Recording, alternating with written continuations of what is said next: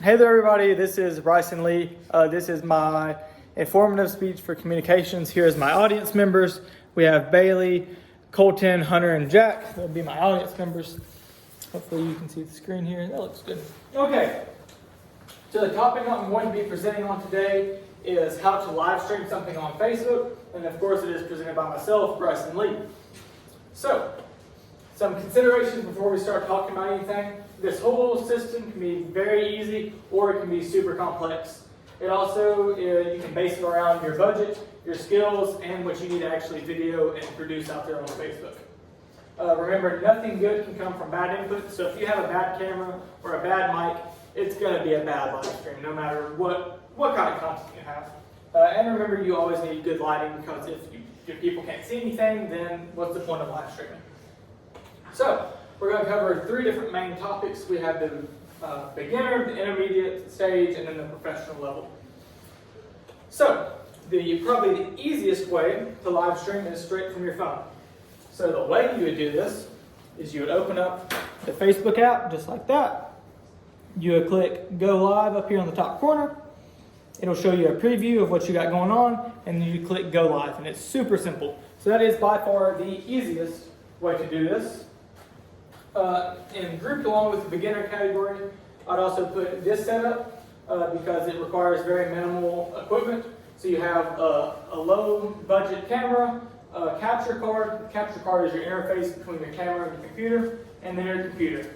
So the way you go live from your computer is by logging into Facebook, just like this, and then you find the Go Live, and it'll pull up a tab that looks like this, and all you have to do is click Create a New Live Video. You'll select your inputs based on what you need, on what camera or mic you need, and then that's how you go live. Pretty much for the rest of these setups, you just go on it from your computer. So, the next stage is going to be your intermediate stage. You have the same basic setup. Your camera feeds into your capture card converts it to your computer. That way you can live stream on Facebook. Plus the addition of a better mic. Here we're stepping up to the next level of intermediate. We have two of those mics, and we have upgraded our cameras. We also have two of them. So because we have multiple cameras coming in, we're going to be using a switcher. This is a piece of hardware that combines your video and allows you to switch back and forth from it. Like if you're doing a podcast or something, this would be a good setup for a podcast, and then it goes right to Facebook Live straight from there. Instead of using a camera switcher, you can also use a software on your computer called OBS. OBS is an open broadcast software that allows you to do the same exact thing, except it's a piece of software instead of the switcher. But it can make your computer run a little bit slower because it's having to do more than one thing at one time. Same setup over here for this stage of intermediate, except now we have this device. This device is called a yellow box. I've actually had the experience of using it, and it's a very good system. It allows you to input all of these devices right into the yellow box, and then you just connect it right to the internet, and you press Go Live straight from it. And it's a super simple product, and it's very intuitive, and it's a great one to use. One more setup for intermediate. We've upgraded our mics here, same cameras, and now we're back to the video switcher. Now we added an audio mixer. That way, if you were like having people sing or something like that, you can mix it accordingly and make sure they all sound good. You can add all the effects like compression, reverb, all that stuff on there. And of course, it's going over your computer to be shown on Facebook Live. Just like I showed you at the beginning, you still log on the exact same way.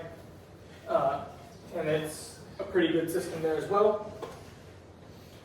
So here's our last setup, and it's professional. So we're still using these good quality mics. We're inputting them into a video or into a audio mixer now. That way it's just a larger, better quality audio mixer. We have some really expensive cameras here. That way if you have big zooms and that kind of stuff, these will be better cameras. And they go into a video switcher that's a much higher quality. These two things will combine into this device called an encoder. So the encoder takes all of your inputs, mixes them together, and encodes them where they are a smaller formats. So when you go live, it doesn't take up as much internet, and the file sizes are smaller. At this point, your computer is just serving as more of a display. That way, if you can monitor what's going on through this device. It's called Resi, and it's a really high dollar system. You can also have a storage backup, so any type of storage. That way, in case something happens on the Resi side or the Facebook side, it can automatically be backed up where you can replay it later. So, I hope maybe y'all took something away from this. If you want to know something more, y'all are free to ask me. So, do y'all have any questions? I think we're good. Okay, sweet.